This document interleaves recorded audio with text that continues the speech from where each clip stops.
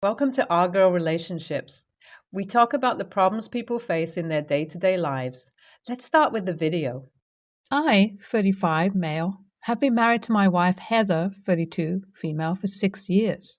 We have 2 children, a 4-year-old daughter and a 2-year-old son. I work as a software engineer and make a decent salary, but Heather has been struggling to keep a job for more than a few months at a time. In the past few years, she has lost 3 jobs due to her poor attitude and behavior toward coworkers and customers. Each time she was fired, she blamed the company, her boss, or her colleagues for being unfair or incompetent. The most recent incident happened last month when she was fired from a retail job for yelling at a customer who complained about her service. According to her former employer, the customer was polite and patient, but Heather snapped at her and called her a bitch. The customer complained to the manager, who had to apologize and offer a discount to keep the business. The manager then reviewed the security footage and saw Heather's outburst, which was the final straw in a series of customer complaints and absences. The manager fired Heather on the spot and told her never to come back. When Heather came home and told me what had happened, I was not surprised, but I was disappointed and angry. I had warned her before about her behavior at work and how it could affect her career prospects, but she dismissed my concerns and said that people were too sensitive and demanding these days.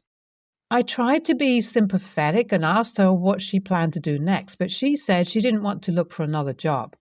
She said she was tired of working for ungrateful bosses and customers who didn't appreciate her. She said she wants to focus on herself and her hobbies and maybe start a business or a blog someday. She said she didn't want to be a wage slave anymore and that I should support her dreams. At first, I thought she was being sarcastic, but she was dead serious. She said she was not going to apply for any jobs or attend any interviews and that I should cover all the household expenses from now on. She said she deserved it because she had been contributing to the family income for a while, even though her jobs were short-lived and low-paying. She said she wanted to be a stay-at-home wife and mother and that she would take care of the kids and the house if I paid her a monthly allowance of $3,000. I was stunned by her request and her tone. I told her that I couldn't afford to pay her that much, and that it was unfair for me to bear all the financial burden while she pursued her hobbies and whims. I told her that we had bills to pay, debts to clear, and savings to build, and that I needed her to help me with those responsibilities. I also reminded her that we had agreed to have children and raise them together, and that it was not fair for her to expect me to pay for her decision to avoid childcare and parenting duties. She had always been reluctant to spend time with the kids, citing her job as an excuse, and I had to take care of them most of the time. I had no problem doing that, but I didn't want her to take advantage of my generosity and neglect her duties as a wife and mother. She didn't like my response and accused me of being selfish, stingy, and controlling.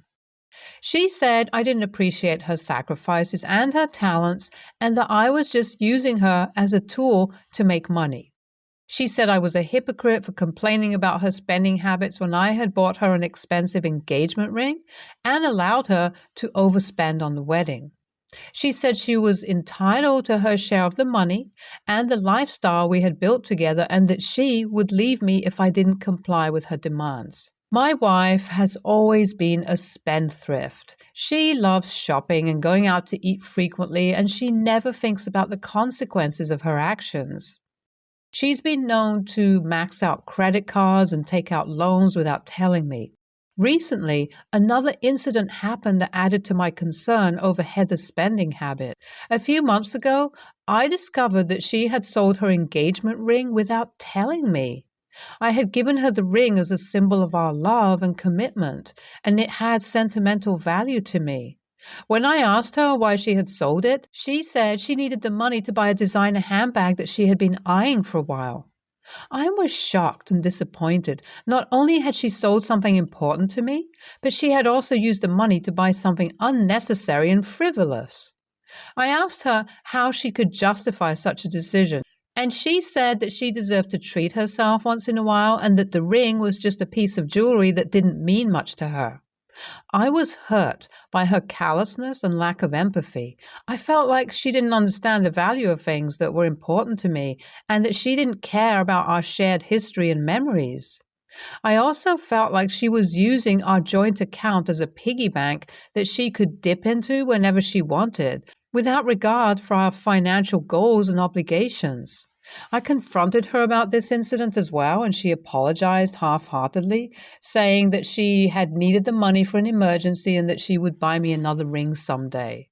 But I knew that it wasn't just about the ring, but about the trust and respect that she had broken by selling it without my consent.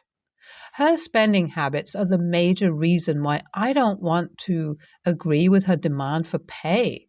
But her ultimatum shocked me.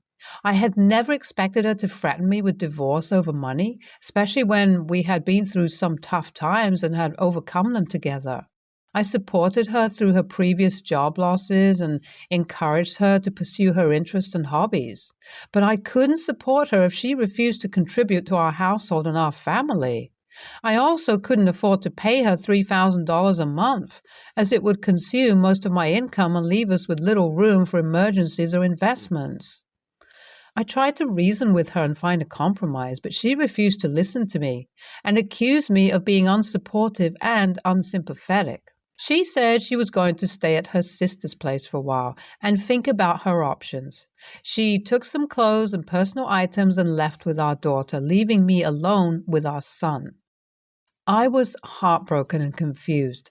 I didn't know what to do next, but I knew that I couldn't let her dictate the terms of our marriage and our finances. Am I the a-hole for refusing to pay Heather for staying at home after she lost her third job in 5 years? Update 1. 2 days have passed and Heather is still at her sister's place. My son has started asking about Heather as we haven't stayed away like this before. Even when we fight with each other, I'm the one who initiates reconciliation, but I think I'm going to sit this one out and wait for her to contact me first. Update 2. Heather has successfully manipulated both our parents to side with her in this argument. Our parents said that I was wrong for not supporting Heather's dreams and aspirations and for expecting her to work and contribute to our household. They argued that Heather has been through some tough times and has a right to take a break from work and focus on herself. They also said that $3,000 a month is not a huge sum for a family of 4 and that I should prioritize Heather's mental health and well-being over my financial goals. They want us to rework the marriage for the kids. But my friends believe that Heather was lazy, entitled, selfish, and in the wrong for expecting me to pay for her mistakes and her extravagance. They help me see how Heather has a pattern of irresponsibility and immaturity and that she needs to grow up and face the consequences of her actions. $3,000 a month is a significant amount of money, so I'm very confused about reaching a position. If I go according to my plans, I will have to convince my parents. That's a pain. Update 3. Heather has moved in with her parents with her son now. I have lost both my children, but I didn't want to drag our issues to court.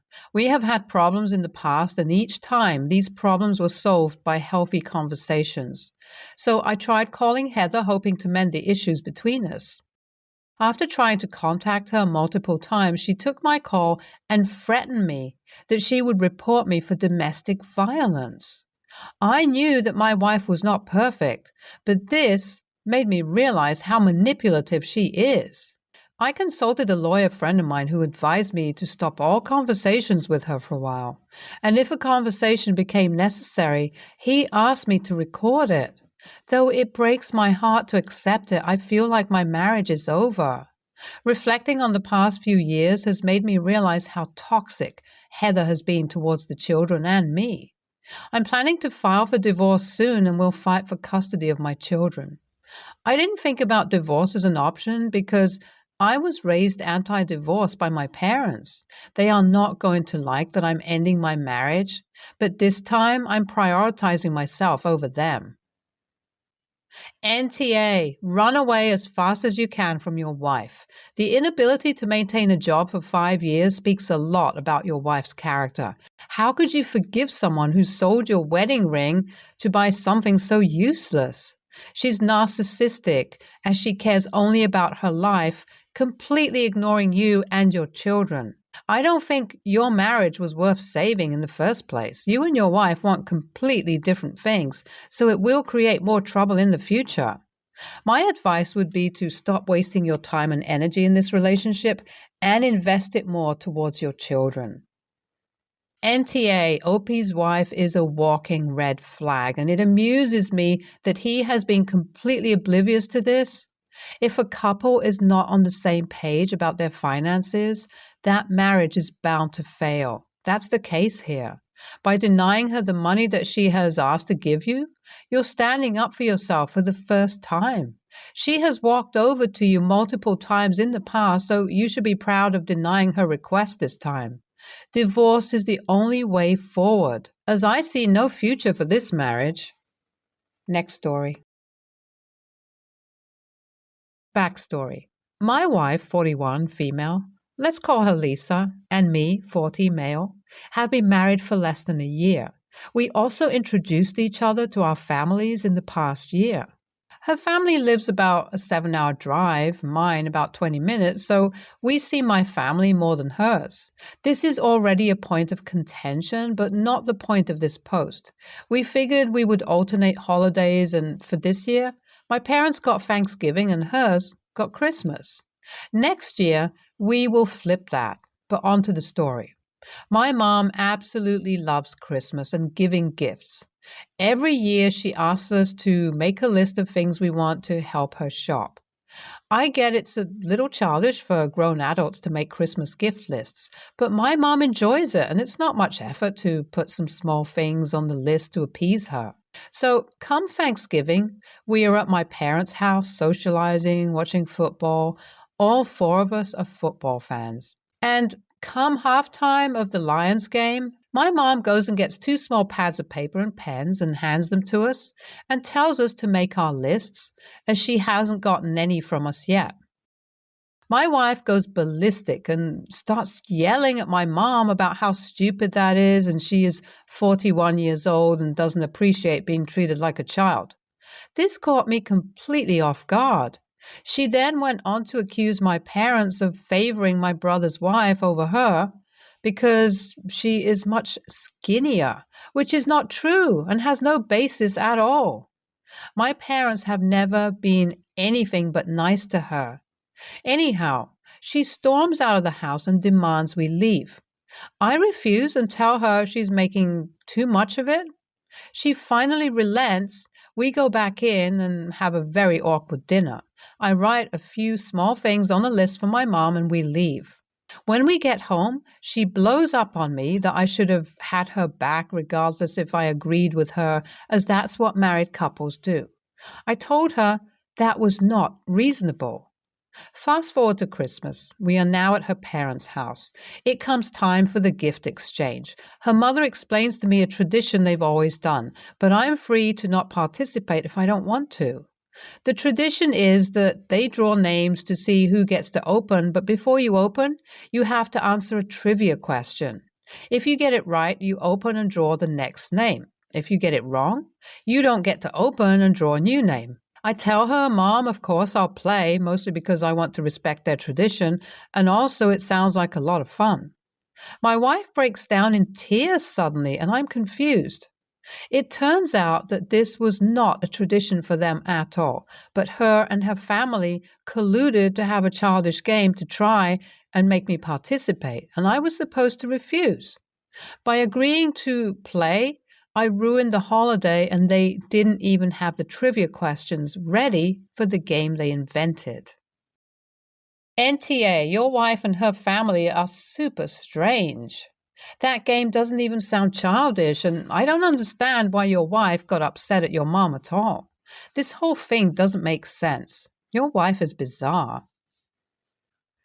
NTA, look at this situation though. I mean, so she had a fit, then tried to trap you into a situation to make you look like the bad guy? It's hard to believe this is real and an adult would act this way. NTA, my mother-in-law asks the family for Christmas lists every year as well. She'd rather not just throw a gift card at someone or put cash in an envelope, but get something to wrap that she knows the person will enjoy. I've never found it childish, though I admit to procrastinating on returning a list, mostly because I never know what to put down. The fact that she tried for a gotcha moment and got her family to collude with her on it, there's some red flags here. I think the two of you really need a good discussion about your family's expectations and so forth. And maybe some couples counseling. There's some big issues with what you've described happening. This isn't something you can let continue. Next story. 2 days ago, my son got up early and went door to door offering to shovel people's driveways for cash. I think he made like $75. Well, yesterday morning I woke up to someone knocking on my door and was very irritated. When I opened the door, a woman was standing there asking when my son was going to come to shovel her driveway. I told her I doubted he wanted to get up early for 2 days in a row, so he probably wasn't. She didn't like that answer. She said she paid my son the day prior to shovel her driveway for 3 days. This sounded unlikely to me. My son usually doesn't like to commit to things in advance like that. I told her she could come back and talk to him when he was awake. She asked me to wake him up, but I said no because he's on vacation, so why should he have to wake up early if he doesn't want to? The woman was mad and wanted her $15 back. I told her to come back later and ask my son and just shut the door. She came back at 9 a.m., and when my son talked to her, he said he never agreed to shovel her driveway multiple days, but that he would do it again for another $15. She was furious and said the price of shoveling a driveway is $5, and she already gave him $15, so he either needed to give her $10 or come shovel her driveway. He said no, he wouldn't shovel a driveway for $5. That's why he told her it was $15. If she didn't want to pay $15, she should have declined the offer. She told me to make my son give her $10, and I said no. I said they had a business arrangement and it didn't involve me, so I don't care how they resolve it. She said I should shovel her driveway then, and I said no because she woke me up and I have insomnia, and I don't appreciate that. Normally, I'd shovel a female neighbor's driveway if she asked, and I have time, because I know it can be difficult. But I wasn't inclined to feel charitable towards her at that moment. She asked if I cared at all about the bad spot my son put her in, and I said I didn't, because he can charge whatever he likes for a service. And if she doesn't want to pay, that's not my problem. She said I'm an a-hole, raising an even bigger a-hole, and then she left. I know I wasn't neighborly, but I don't feel like it rises to the level of a-hole because I think she was entitled. But maybe I should have been more empathetic. Am I the a-hole? NTA, she was definitely taking advantage of him and trying to milk it for all it was worth. You and your kid handled it well. What I suggest for the future is for your son to hand out flyers for snow shoveling. Put everything in writing, then people can't dispute it. Clearly state it's a one-time service for this price. If they have 2 driveways, both of our houses had 2 driveways when I was growing up, add some amount for the extra one.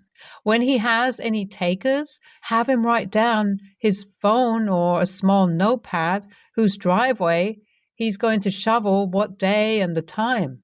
Help him set his hours and manage breaks for food and pee. Awesome side hustle for a kid. And if he wanted to, he could have a few regular clients he helps every winter. Same with lawn mowing in the spring, summer. NTA, use this as an opportunity to teach your son there are some seriously fricked up, over-entitled gobshites out there. And from what you said, he handled it brilliantly. Your son earned that money fair and square. I know exactly how he would feel having to give back $10. Back when I was around 11, 12, I did a deal with someone to sell oak trees. I'd grown loads of them. They were decent little trees. I was to get $2 a tree for each one sold. When it came to being paid, the bloke said, and £1 a tree is agreed. I was quick, but he was an a-hole too, just like Snow Lady, and it really shook my confidence as to how someone could be so dishonest. Next time, hire a small truck to get your son to do snow clearing and removal. Then dump the snow somewhere convenient like a woman's driveway. Stay tuned for more stories from our girl relationships.